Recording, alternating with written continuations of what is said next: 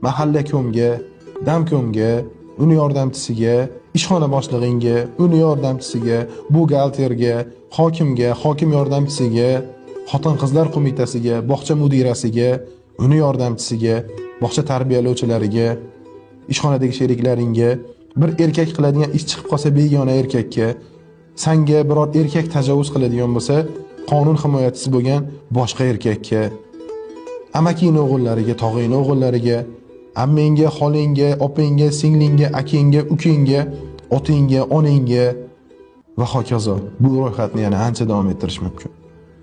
Shuncha odamga pas ketib, shuncha odamga yalingandan ko'ra, hozir eringga pas ket, eringga yalin, senga ancha arzonga tushadi. Bir og'iz shirin so'zingga bu ishlarni barchasini o'zi qilib keladi, ishon.